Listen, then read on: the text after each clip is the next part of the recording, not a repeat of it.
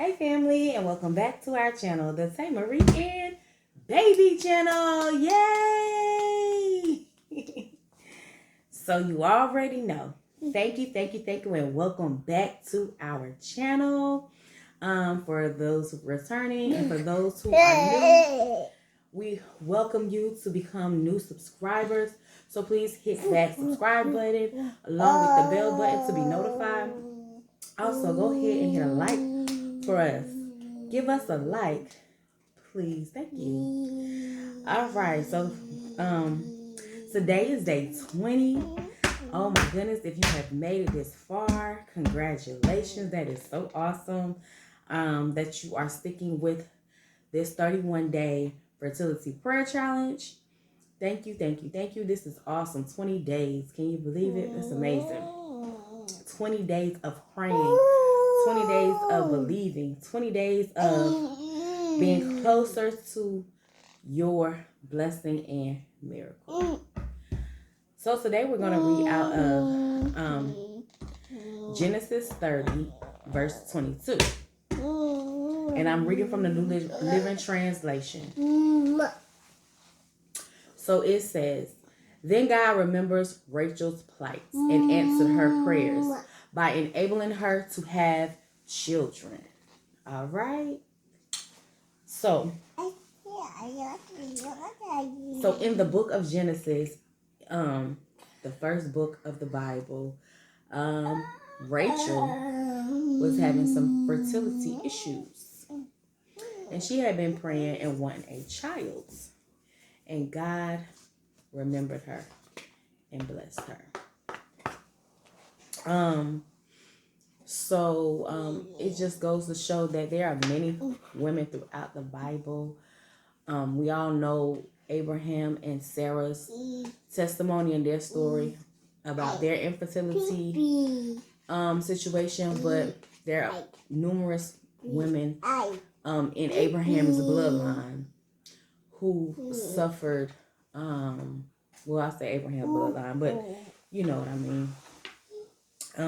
In Abraham's lineage, you know, that suffered from fertility issues. And the reason why I'm bringing that up is because, is because God promised Abraham that his descendants would be as numerous as the stars that he could see in the sky.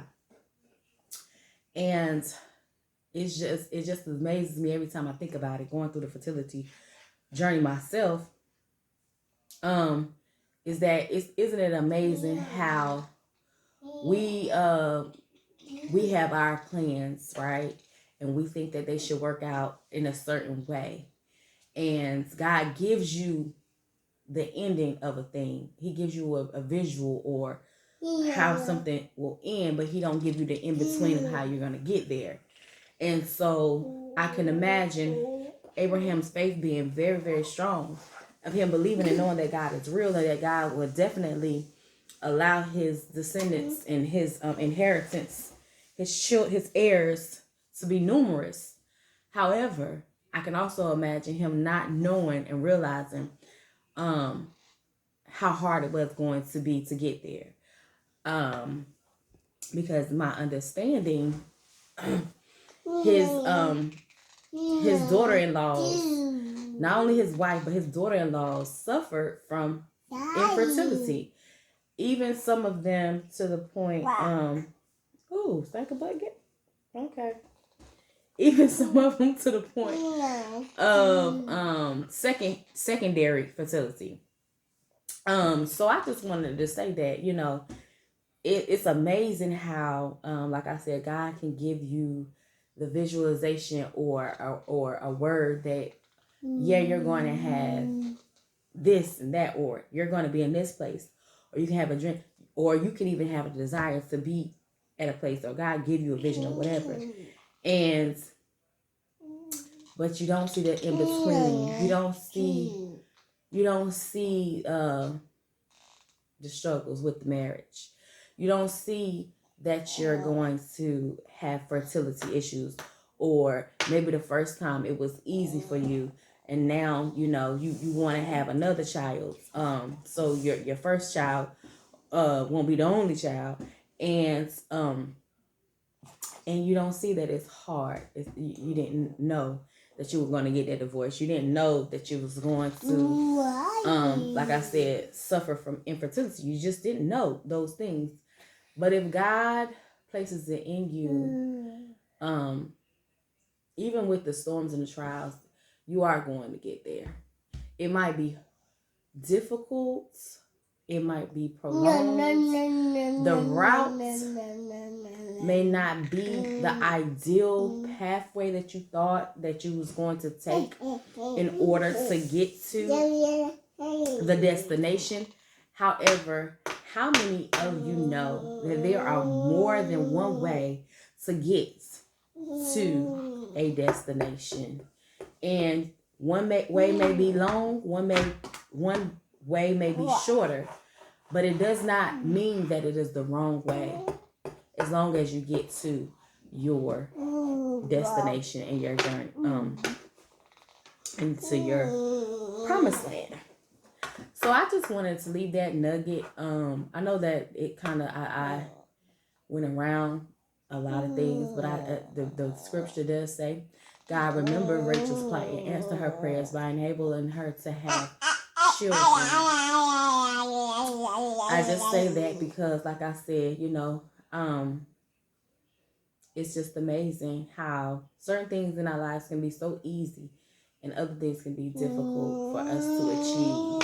But nevertheless, or it can seem like it's easier for others to achieve a thing that we are having such a difficult time at. But it does not mean that our journey to get there to the same destination that they have arrived at is the wrong way. It might be longer. It might be rougher. And even sometimes if it's shorter, it might be painfuler. But however, the ultimate goal is getting to the destination.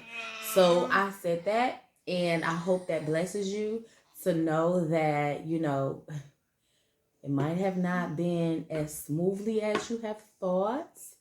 And also, this journey, but this journey of life, this journey of fertility,